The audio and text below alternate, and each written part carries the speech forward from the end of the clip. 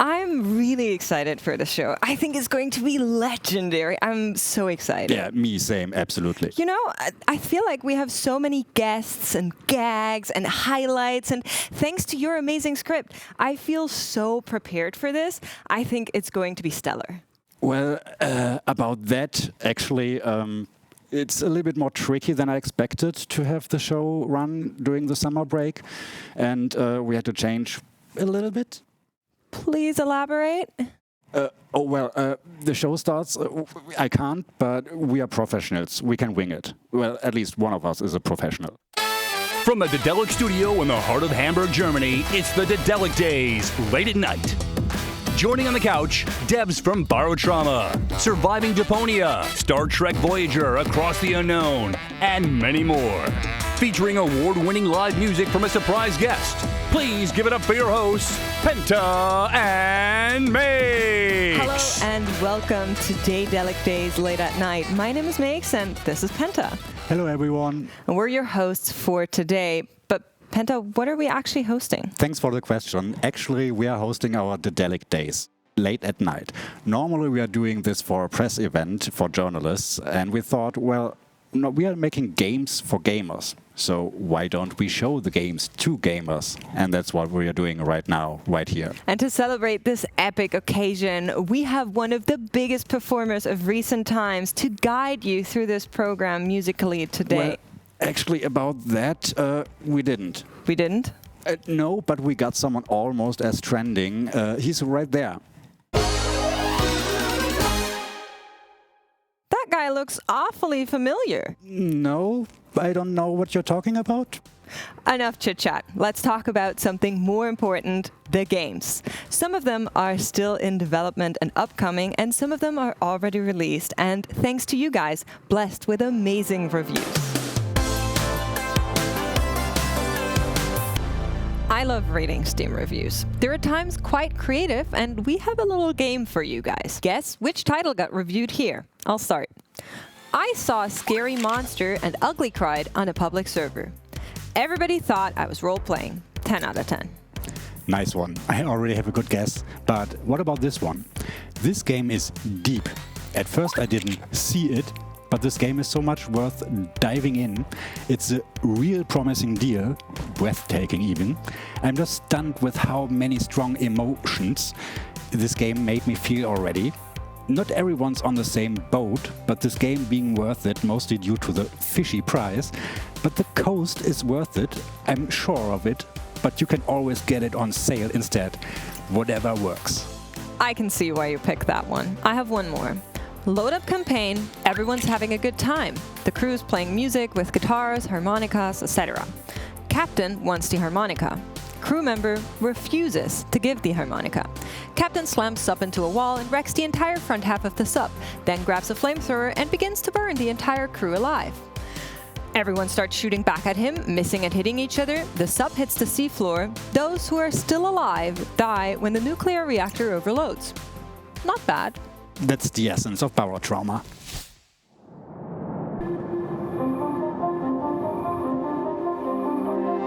In the Home and Harbor expansion, you get to build, manage, and fight for your very own outpost, your home base in the oceans of Europa. Outposts are valuable assets. Be ready to fight for them, both in single and multiplayer. Home and Harbor adds new mechanics and depth to Barotrauma. Manage and develop your outposts into industrial hubs and take part in the underwater economy. Discover a new faction in the world of Barotrauma, the Descendants. Mysterious, high-tech offspring of Europa's original settlers. With the Descendants, various new technologies are introduced into the game. Cybernetics, augmentation, energy weaponry, you name it. Home and Harbor adds more story, new missions, and deeper faction interactions to the Barotrauma campaign. Barotrauma, Home and Harbor expansion. Coming autumn 2026. And if you've never played Barotrauma before, imagine sitting in your submarine with your friends and surviving under the frozen ocean of Europa. Well, I say friends loosely because they can turn out to be your foes depending on how well you work together. But that chaos is what makes the game so great and alive for all the time. And that's exactly why the team has been tirelessly working on bringing new things to Barotrauma. Let's hear from the devs themselves who are currently on vacation, hopefully not on Europa, and see what they have to say. Hello everyone, it's Vilma here from Fakefish, or Dynamoon, as you may know me better on Discord. Greetings from Summary, Finland, where our team is just about to go back to work and continue developing Barotrauma's new expansion, Home and Harbor. What we did before the holidays was actually just about finish implementing all the new major systems and features. So we've the base building and management, new faction storyline, dynamic global European economy, and lots of other things. And what's going to be happening next is we put all of that together and we test how it plays together, how it feels playing all that new content. And naturally, we are also going to be doing that testing with you, which is one of the favorite parts of developing any new content for us. So we're really looking forward to your feedback. Had this showcase aired at a slightly different time, we might even have some cool new sneak peeks to share with you today. But as it stands, thank you, Penta. We're just going to have to wait a little longer before we can do that. But in the meantime, we wanted to say once more a big thank you to everyone who has been following our journey. You are the reason that Barotrauma still keeps going on, and we really hope that you will enjoy the new expansion when the time comes. So thank you for watching today, and thank you for keeping tabs on us. We'll get back with more news soon. Until then, thank you. Bye bye. All praise the Hunk Mother. Did you seriously bring a horn? Well, it's community-made lore, and we want to thank all of you who supported us through all of the years, not just with, well, your support in general, but all the mods you did, the submarines you built, and the community lore you made. Oh. You're good. Okay. Everything's fine. Oh! Everything's not fine! Oh, Captain, Ja? mein Captain. Oh Gott, Captain! Hilfe! Captain! Should I not open to the medbay? Am I... Do not. No, do not open. So I'm safe in the medbay. Oh no! I got no legs, Lieutenant Dan! You said you fixed me, you lying piece of shit!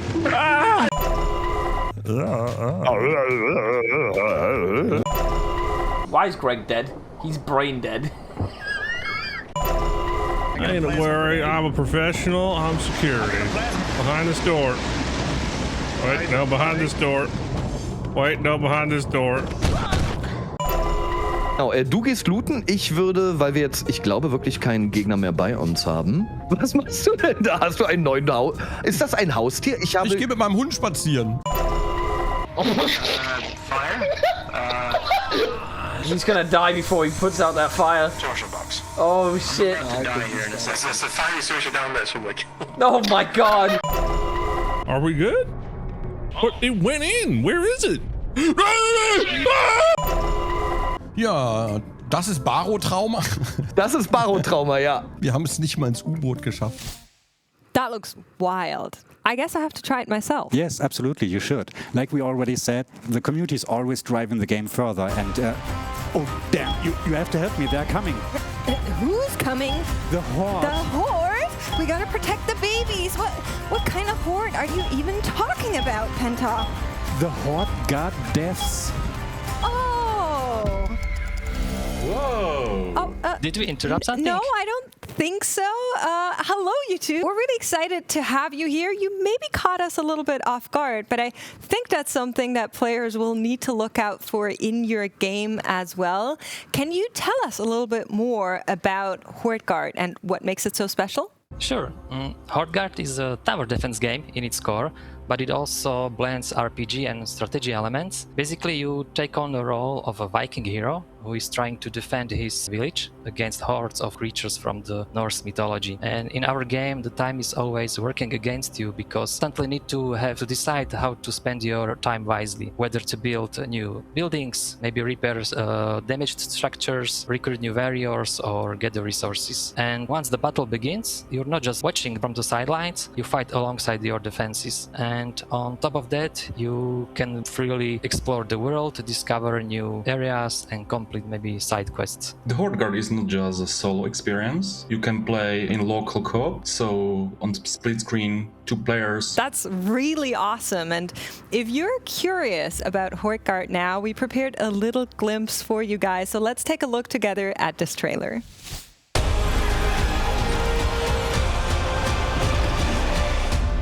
They are coming. But you will be ready.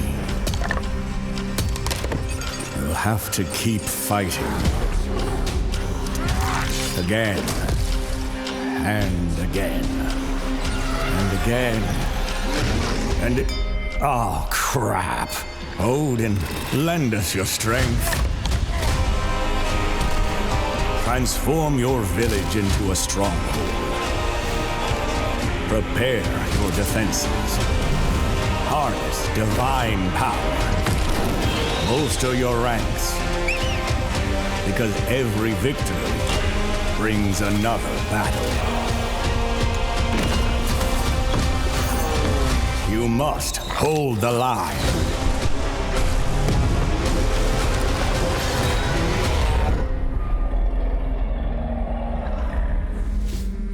That sounds so awesome. I'm really eager to try the game myself, but let's talk a little bit more about you guys, because you have a lot of experience in game development. How did you come to Hordeguard, and where does Daedalic come in? I've been in game industry over 18 years, so my background is in AAA games. I worked on games like Kingdom Come Deliverance, Mafia series, Silent Hill, Conan Exile, and many, many more. When we started working on Hordeguard with Peter, we were looking for a right partner. Daedalic was a very good match for us because they can help us to bring game to life. I think Hordeguard sounds super cool. But of course the question is, when will players get a chance to try it out? Hold a second. Right now. Ooh. Today we are launching our very first Steam playtest. So don't hesitate and jump in. We would like to hear feedbacks from players because it can help us to do game even better.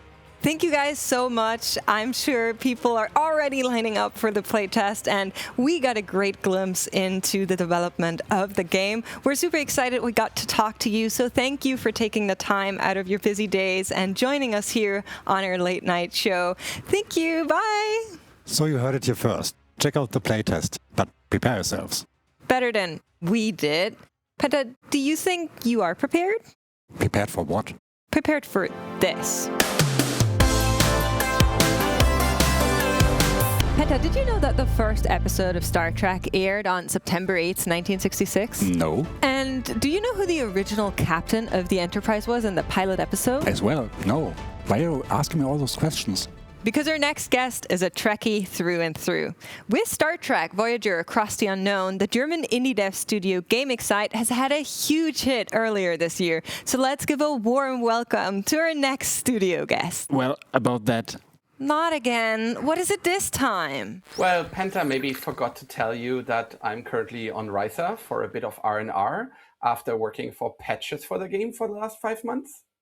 Yeah, that seems to be a trend with this guy, to be very honest with you. But welcome, Patrick, CEO of GmbH. We're so happy to have you here. Let's talk a little bit about your game. So Star Trek Voyager Across the Unknown launched back in February. Looking back, how have the last 6 months been? It's been quite of a ride. So, I mean, again, I'm on vacation, although otherwise I would be in uniform. But maybe you can already tell that I'm a giant Star Trek fan. I grew up with Next Gen, DS9, Voyager, Enterprise. So we really wanted to make a game, you know, that pleases fans. And we were really, really afraid of the reception we would get. So when the game launched and fans loved it and we had this huge initial success, that was really, really amazing for us. I mean, we also think it's a great game. It mixes really city building, space exploration, and survival gameplay, like FTL meets Frostpunk. So we think we also made a game for people who are not fans.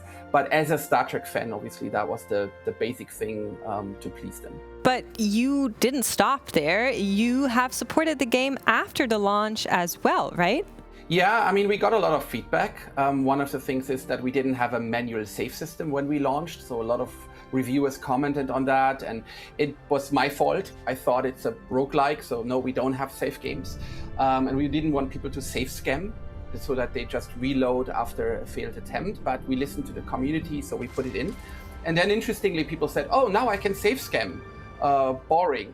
So we added a custom difficulty mode where you can really go in and you can make all those settings. Okay, do I want manual save? How difficult should the POIs be, and so on? And that was quite a bit of work. And we also always thought that we want to support the game with more free content. So people were asking, where's the Delta Flyer, Tom Paris' famous ship? And we added that to the game. And it's not so easy than just, plopping it in at some point, but you really have to look at all the stories, look all the missions, so the Delta Flyer actually brings some value if the players unlock it. So we released that in May. That was quite a big thing.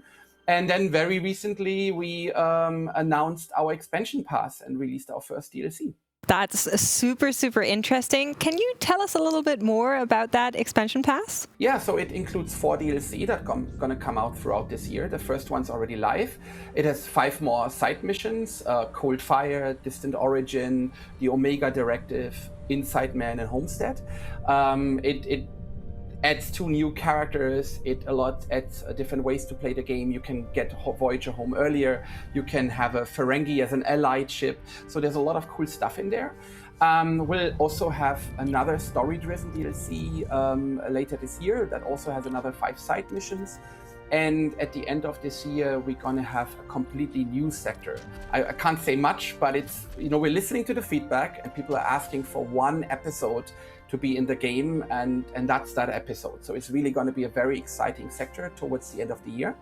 And before that, we already announced that we'll be adding a second ship, the USS Equinox, to the game that players can play in an all-new game mode. Thank you for taking the time to talk to us today, Patrick. That was super interesting, and we hope you enjoy your vacation without further interruptions. And right from the experts of game making to the experts of game playing. So if you want to hear what some of your voices think about the game, just listen closely. Hey guys, Retro Badger here. I cannot describe the excitement I felt upon hearing a new Star Trek Voyager game was set to be released. Star Trek Voyager is my favourite TV show of all time, and being given the opportunity to command the ship on its journey home is a dream come true. Upon booting up the game for the first time and hearing the title music, it brought back a flood of emotions for me. Now, my first thought before playing the game was, can you save Tuvix? And yes, you can. And he'll even become a member of your crew. Hearing Tom Paris and Tuvok from the TV show speaking in the logs and even reacting to my choices is so epic. The game makes me feel like I'm a part of the crew. Your choices as the captain of your crew, they have lasting consequences to their well-being and how your crew will possibly even see you and trust you from each moment. And you will find yourself in very unique situations that's quite exclusive to the Star Trek universe. For example, I accidentally left Tuvok behind on a planet, which ultimately means I lost him as a member of my own crew. And as you can imagine, the crew did not react well to this news. On the flip side though, I did make some good choices. I now have 2 Beloners on my crew, 1 Klingon and 1 human. Each one of my playthroughs has had a different outcome because each one of my choices affects the storyline. It's even possible, with a bit of luck, to make Voyager return home in the first mission. The starship management, exploration, combat are superb. It's very clear to me that this game has been designed by fans of the show. This is the Star Trek Voyager game I and many fans have been waiting for. I hope you enjoyed the game as much as I did. In game development, sudden hurdles and unforeseen circumstances can throw a stick between your legs. It's a bit like producing a late-night show when it's vacation time. You don't say. Or having some third party jumping in mid-production with legal force so that you have to kind of like reverb your entire game. But the real experts of game dev take those hurdles and circumstances and turn it into something real special. Okay, totally disconnected from that, we have our newest and thrilling narrative adventure at hand, Curse of the Crimson Stag. Oh yeah, totally disconnected from that. In Curse of the Crimson Stag, you can experience a really eerie atmosphere. But I do think we should let the experts of game dev talk for themselves and the title.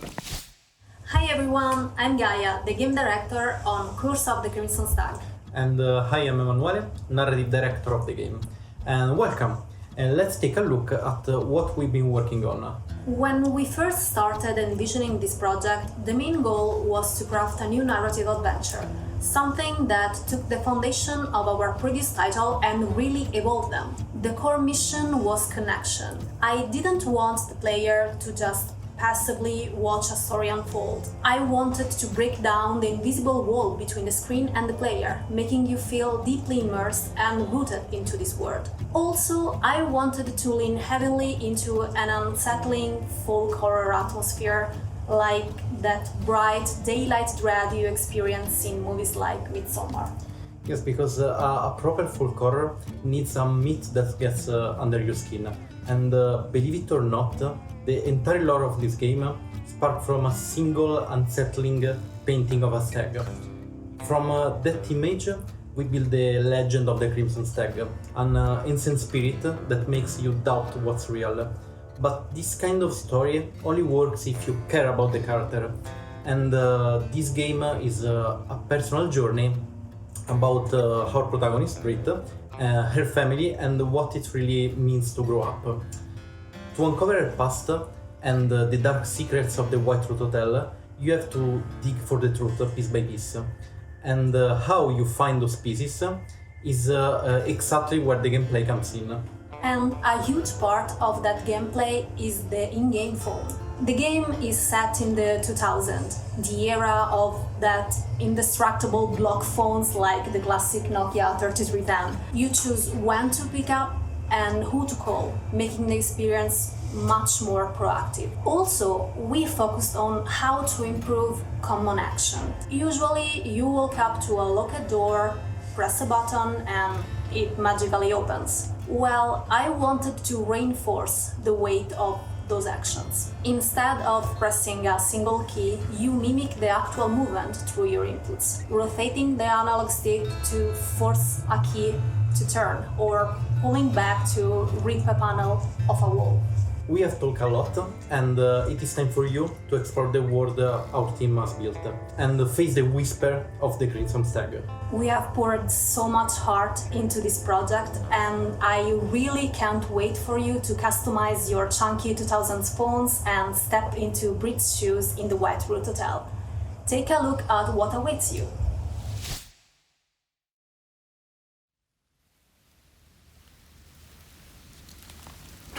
Speak to you. Come into the shade. Did you hear that? There's a terrible curse on the White Root Hotel. The Crimson Stag. Has anything been captured on camera or audio? Not that I know of. That's why we're here. Hauntings don't occur without a reason. Hey, big sis. What's up? Hey, dork. You made it to the hotel okay? Yeah, actually heading there as we speak. Remember to text me. If I don't hear from you, I'm calling the police. A dark aura emanates from this painting. The air got suddenly still and heavy. Oh no!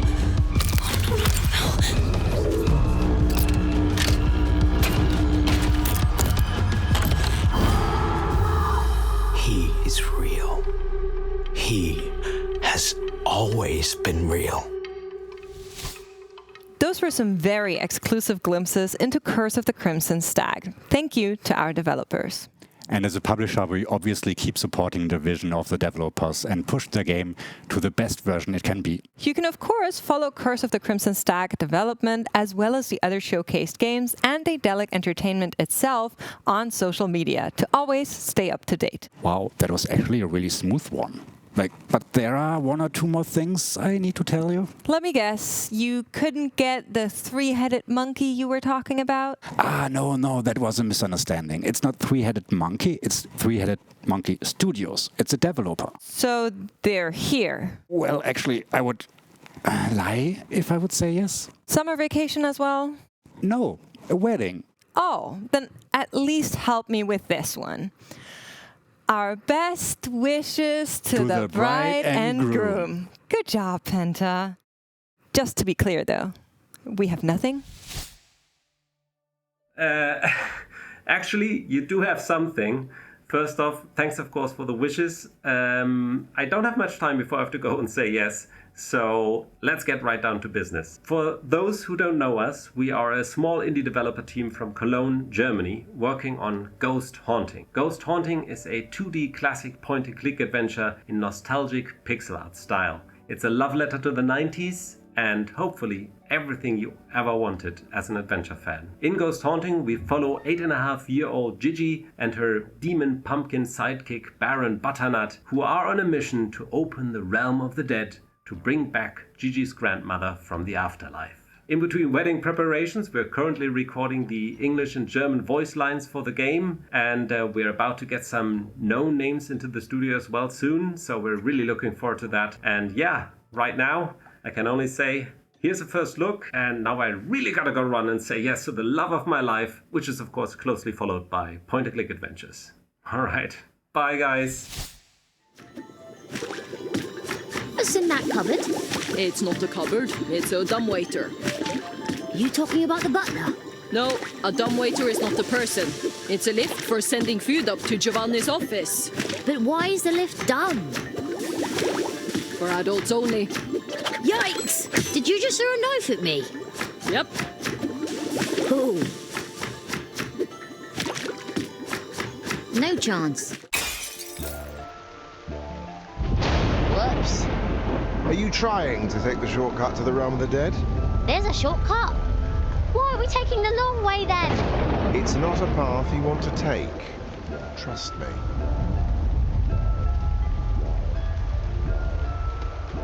Whoa, what's that? Okay, that was special. Thank you, Tali. And if you want to spend a little bit more time with the team, ask some questions or play the demo, visit us at our Gamescom booth, and maybe you can listen to the new voice acting as well in English and German. Okay, wow. Now we're getting to an exclusive reveal. One of our new, most anticipated titles yet, never announced before. We have a world premiere trailer for you guys and screenshots, so please get ready for... Actually, about that, NDA is still intact. We have nothing really. No premiere trailer, no screenshots. We can't even say the title yet.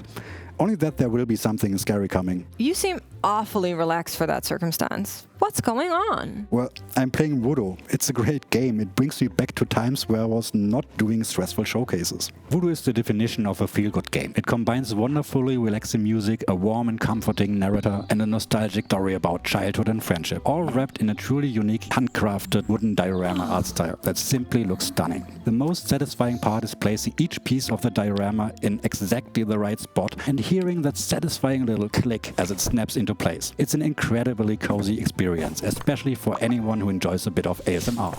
The first time I saw this game, I could feel my synapses firing and my fingers itching. I needed to play it. For me, cozy experiences are all about that attention to detail where everything looks, sounds, and feels satisfying. And Woodo has these details and then some. There's something about the tactile wood textures and weight of each piece. You can see the little wiggles and wobbles as you pick them up, and oh, I love that. And I love each little click and movement as colors fill in the scene. It's so charming and really brings me into the world and story. What I really enjoyed about Woodo is how every little part told his own story as you slowly built the scenes up. Finishing each character was especially satisfying to me because they would slowly come to life afterwards, usually with these really charming and funny animations like the geese, the ducks, and Foxy. And it would make every complete area feel like a little reward because it's always curious to see what the characters would do next. It really feels like building a tiny wooden storybook piece by piece, with every part revealing a bit more of the world. So, when is the game actually coming out? We're currently in the final stages of the development. We just wrapped up the voice acting actually. And one thing we are especially excited about is that the game will feature full voice acting in 8 different languages, which is quite unusual, especially for an indie title. That's fantastic. But when does it actually release? You're not giving up, are you? Well, today we are officially announcing the release date of Woodo. It's 16th of September. And what we are also announcing is the Endless Summer Edition. A special fan edition that includes exclusive in-game items, the complete soundtrack featuring 34 tracks and more. That sounds like a real deal. And to celebrate that, we like to share a quick greetings from our voice acting team. Hi everyone, my name is Miriam Teakley and I am the English voice of Foxy in Woodo. Me llamo Alicia Valadez y doblo a Foxy en Woodo. Je suis la voix française de Foxy dans Woodo. 在木木屋中为 Foxy 配音. 게임 우도에서 폭시 역할을 맡은 Ich bin Franzi Friede und ich bin die deutsche Stimme von Foxy. Foxy の声を担当しています. Я озвучиваю лисичку для игры Woodo. For our next guest, we actually have someone in the studio. I'm so excited to introduce to you guys the narrative designer and writer for a very special Trash Planet. Welcome, Maria. Hi. It's so great to have you here. And before we get into the interview, we want to show you guys at home just a tiny glimpse into surviving Deponia.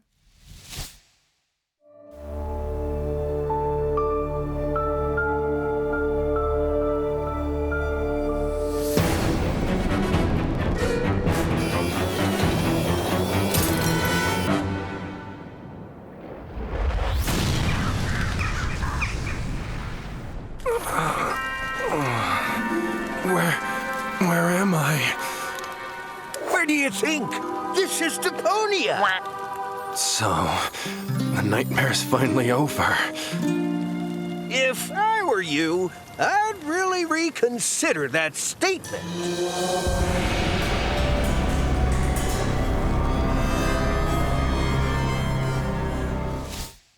That does look very familiar, but Maria, I have to ask you, why a survival game? So that idea was actually sparked by our friends from Atomic Torch. They approached us with an idea for a new game. They definitely wanted to do a survival game. We at Daedalic, we've been thinking for many years what to do with one of our own favorite worlds, which is Deponia. And so these two ideas kind of clicked at the right time. We just think Deponia is the perfect setting for adventuring and looting, crafting and surviving. And so we took that very strong technical foundation we got from Atomic Torch and just dropped a narrative on top of it. Really special and actually a lot of fun. Can you tell us what the game is actually about? Oh yeah, for those who don't know, Deponia is a post-apocalyptic trash planet where life conditions are very harsh, but people have adapted in various creative ways. And for many years, the elite of the population was able to live a better life in an elegant floating city in the sky called Elysium. And our story in Surviving Deponia sets in 7 years after that paradise crashed and burned when it fell back to the surface of Deponia. Our story follows a nameless trooper of the Organon, who are very bureaucratic and very structured and cruel clone soldiers. Right at the beginning of the game, we see our main guy make a life-changing decision of leaving the Organon, leaving his family, his brothers, and pretty much the only life he's ever known, and team up with Dog, who's a brilliant scientist and tinkerer, and who is determined on making life a little bit better for Deponia. And together they embark on a mission. And we'll see where it goes from there. That sounds super, super exciting. But I have to backtrack a little bit because you said you're co-developing. I thought you guys didn't do that anymore. Yeah, that's an exception pretty much. So the core team for Surviving Deponia is actually really small. It's 3 people on Atomic Torch's side. They provide all the technical side. They do the coding, the gameplay. They pretty much build the game. And they also have an artist who does amazing things for us. And on the Daedalic side, we're also 3 people. All 3 of us have been with Daedalic for over 10 years, and we've been working on some of the original Deponias as well. We know this world and its brilliant creator very well, and we provide the narrative, the writing, and the game design. And for every other task we need to do, like, I don't know, animations, music, voiceover, localization, key art, we reach out to people who've already worked on the original Deponia. So we make sure that we get the people, team up with them again. So you're clearly telling a really beautiful story. Will there be voice acting? For sure. So yeah, we definitely will have a fully voiced game, both in German and in English. Why is that even? Too many people have good reasons to not trust a man with your face, lad. What do you mean? He who defies the Organon and the robots, who gives us water and shelter, chose me. Please focus. Don't forget this note. You can tell him about your compendium later. I know a lot of people out there really want that, and it's been planned right from the beginning. And we already did some recordings for the demo, both in German and in English, with the same studios that have been doing the original games. And we're also really happy to welcome back Carrie Shale and Monty Arnold, who are both the respective English and German voice for Rufus, and Cletus and Argus and all the other clones. Since they all share the same voice, both of them will also voice our main guy. Let's talk a little bit about the players. How important is feedback right now? Right now, really important. We are in the last stages of development, and feedback is great. We've already done a very cool playtest earlier this year, and we're still very grateful for everyone who participated and filled out the survey afterwards.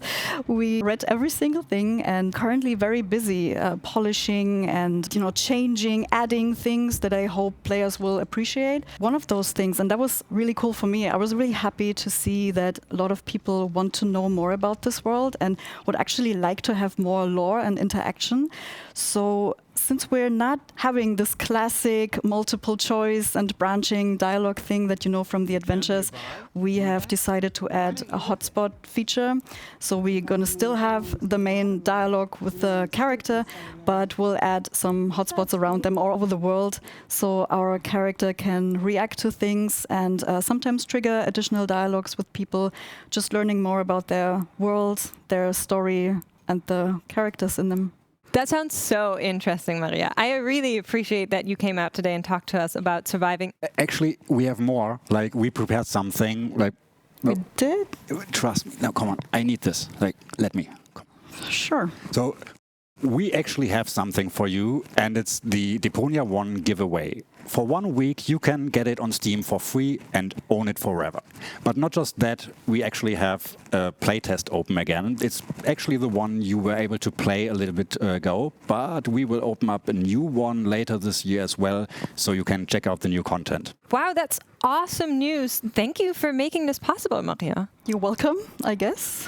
Thank you for taking the time to talk to us today, and of course, for actually being present in the studio. We appreciate you a ton, and we're really excited for surviving Deponia.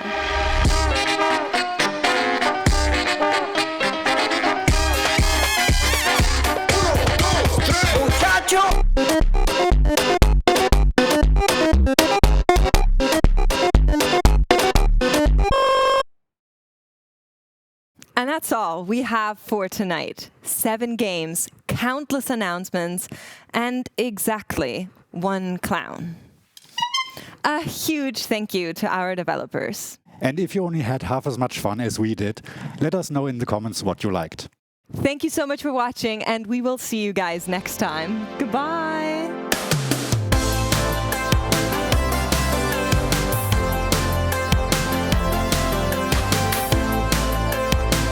I told you we're gonna wing it. Do not ever call me again.